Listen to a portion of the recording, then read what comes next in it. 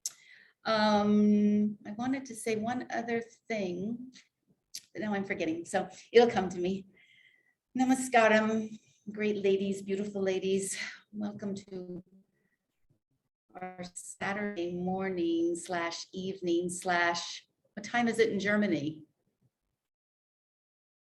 It's easy. It's 5:19 p.m. Okay, so we're across I love this international participation. It's really good. So today we're going to take a little journey into turning fear into power, putting down the basket. And I chose this today because of many of the things that are going on around the world that involve women, and how it is that this is the time for us to learn how to, Siddhi said, it's about balance. We don't have to overcome, but we have to meet. And if we feel powerless, or we feel as though we don't have the capacity to step into our truth, then we can't meet halfway. We can't meet at all. We have to step into our power. And I think that we all do it differently, but it's something I want to talk about today. So the first piece of stepping into our power and turning fear into power is cultivating our emotional awareness. So we have to harness 100% of ourselves, so that when we show up in the world and we show up to a situation, we have this beautiful, it's a balance. It's a really thin line between control and surrender.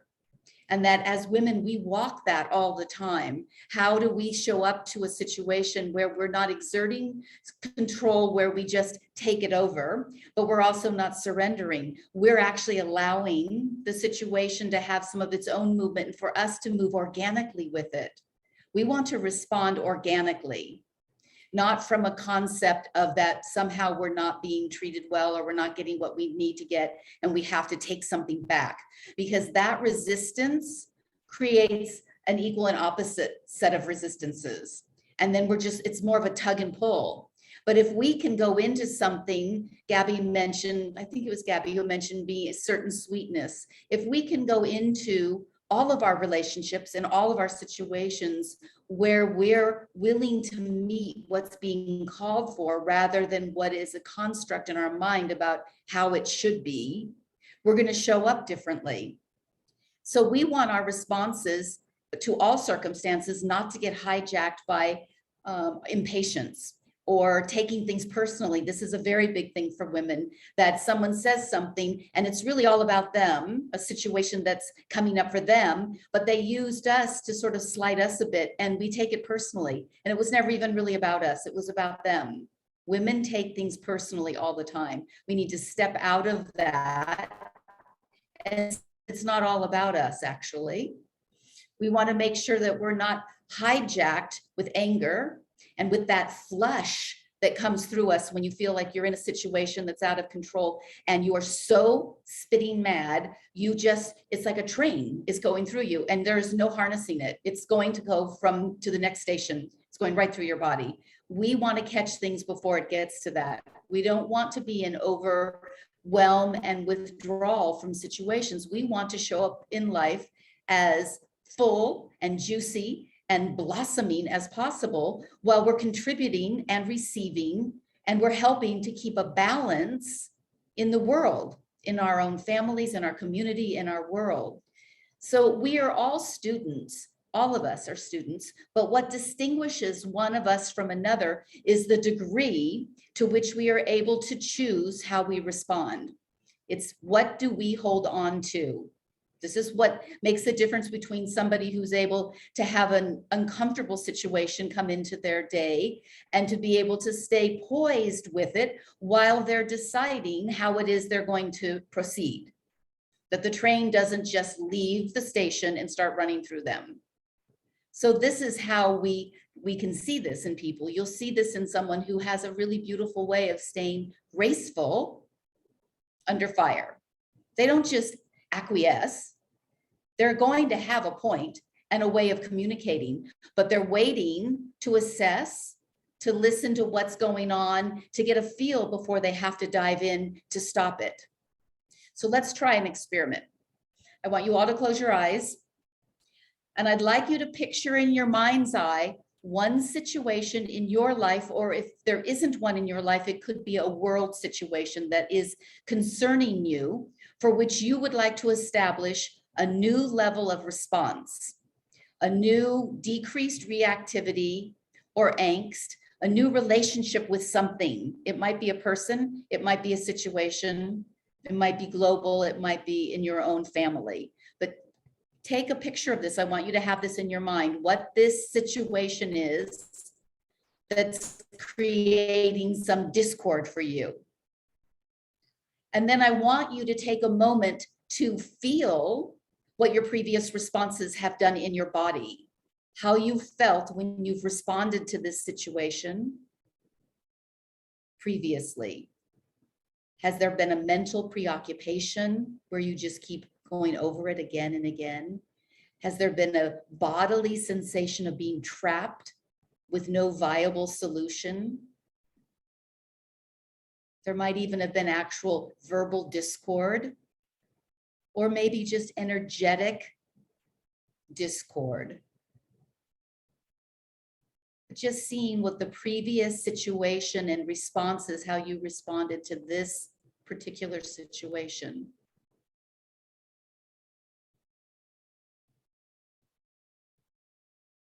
There's a heaviness in this situation, the way you have responded in the past, a heaviness, a weight. So now I want you to imagine that you have this very large capacity to change how you carry this situation, literally carry it. I'd like you to see your responses and this situation as like rocks inside of a basket. So you're putting everything that doesn't serve you about this situation, and it's metaphorically a rock that's going into this basket with a nice little handle on this basket. How big does your basket have to be to hold the angst, the fear, the overwhelm, the sense of powerlessness, the regret, the ways that you have judged yourself for not having responded in the way you would have liked to? All of that's going into this basket.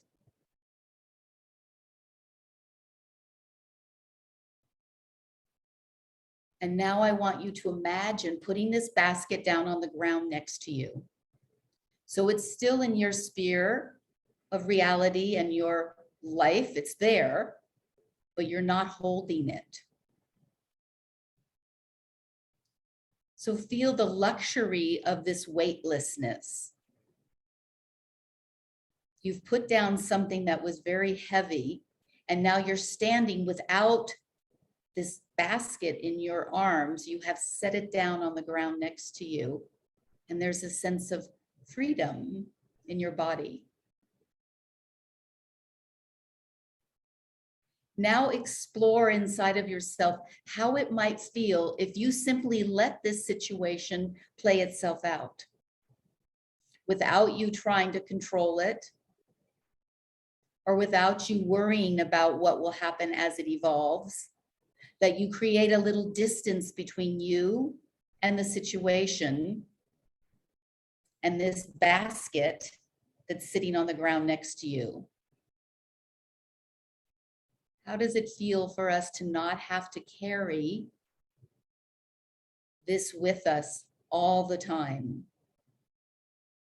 What if we simply allow situations to unfold and we only pick up the rocks that are necessary for us to be appropriately concerned, worried, responsible? What is our peace?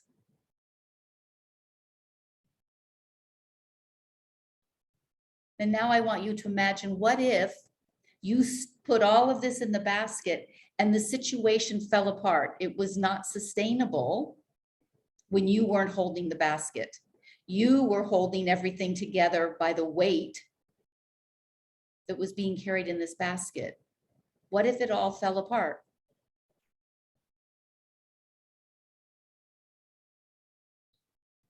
Not judging ourselves for not carrying the weight of all situations.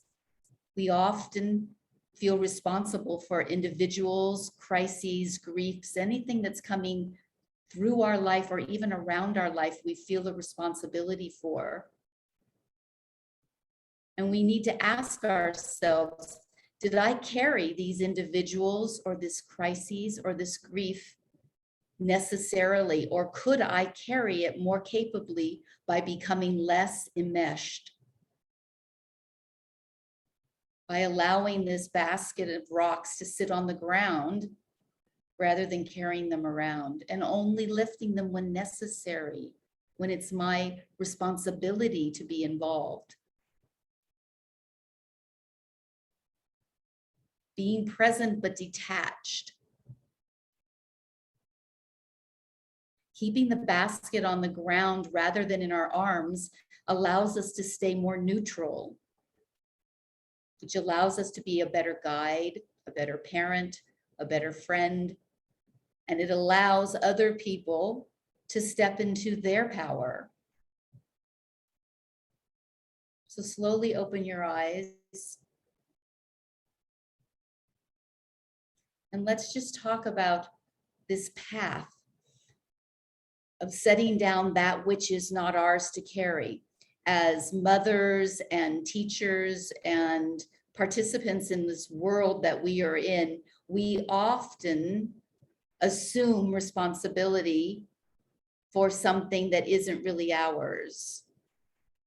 We pick up the rock and we put it in the basket and we carry it everywhere we go.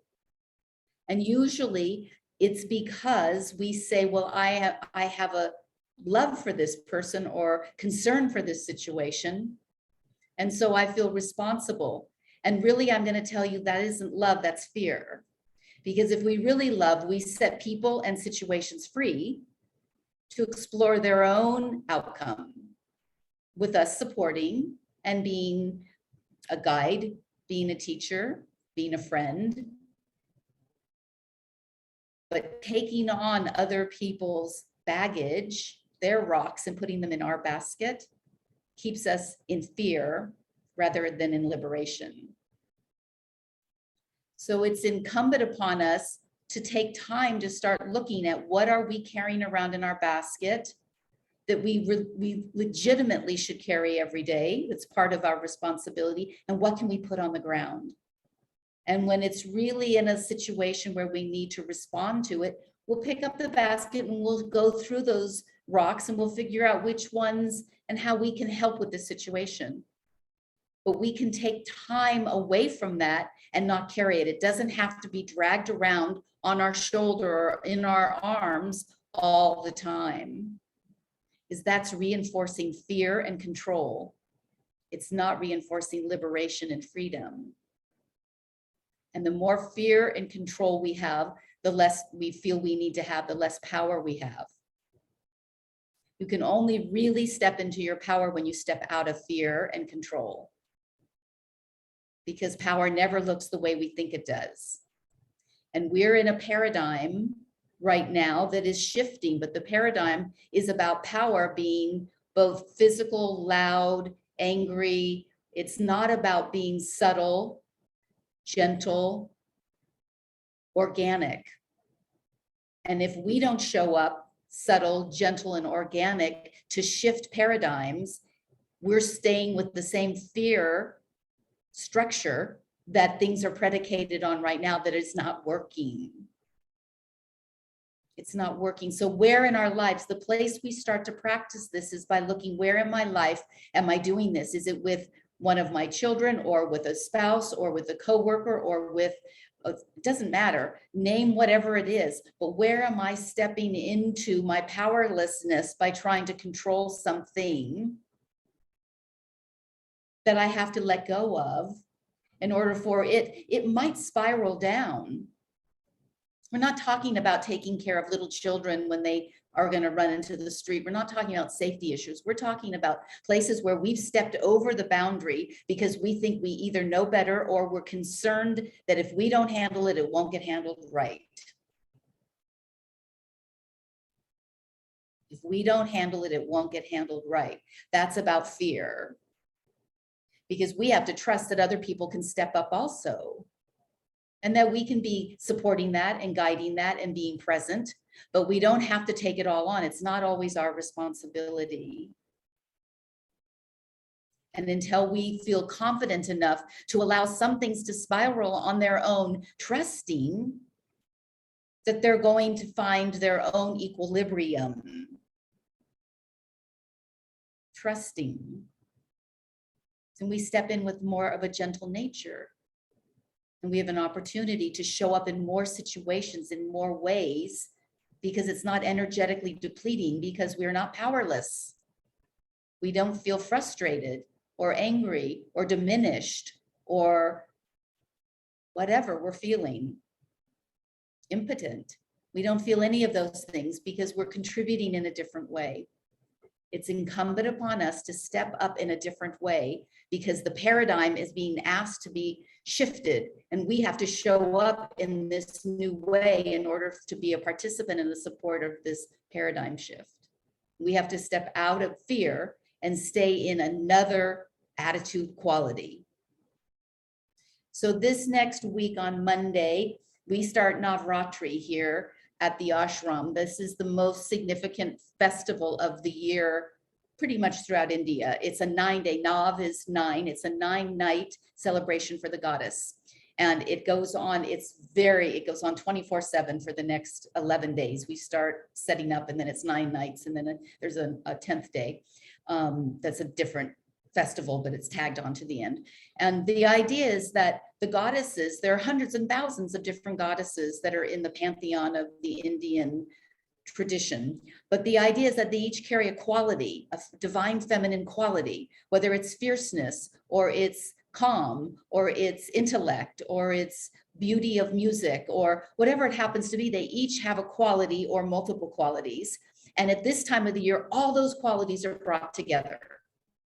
The power of all of the divine feminine qualities that also can be masculine qualities, but they're embodied in the understanding of these goddesses in this culture. They're all coming together and it's like this bonfire of goddess qualities. And we are getting asked to step into it. That's what we're being asked to as women, is to step into the beauty of this, the largesse of all of these qualities, that we don't have to be one thing. There's so many attributes that we get to step into and we get to celebrate about ourselves, so that in any situation, we bring the one that's most needed, the one that's being called for. Not every situation needs the same qualities, the same contributions. So I would love to see this next week that you imagine that you are holding. I will include many of these qualities. Our chant in the temple here, in our Devi temple, we chant, that is called a stuti. It's our chant. We chant 33 divine aspects of the divine feminine. And those are the ones that we concentrate on the temple. But the qualities are unnumbered. I mean, they're limitless.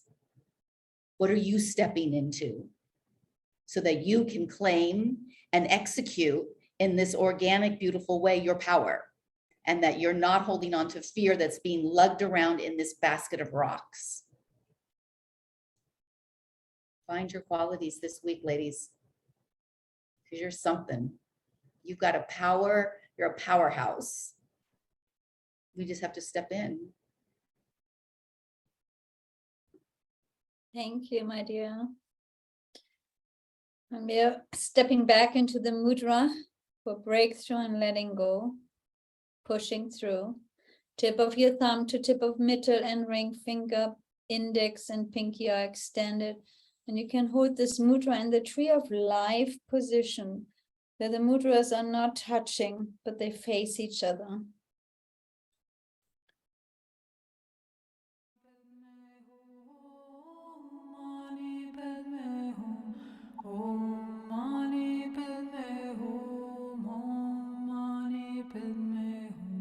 Om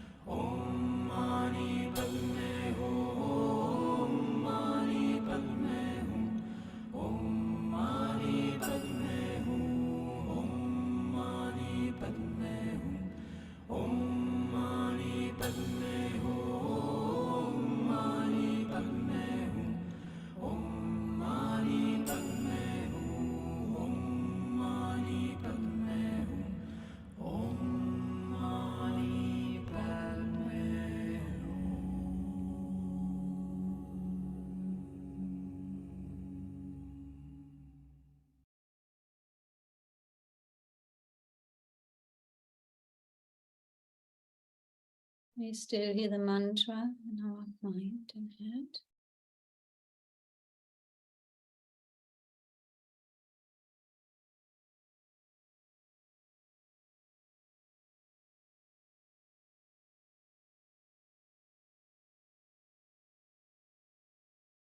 Bring our hands into prayer pose.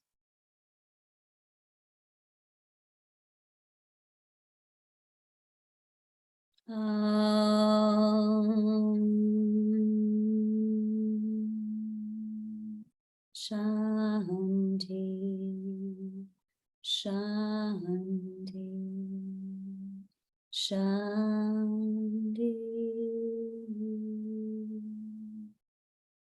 May we all be guided by the jewel in the center of our heart, to create more breakthroughs for ourselves and humanity. Namaste.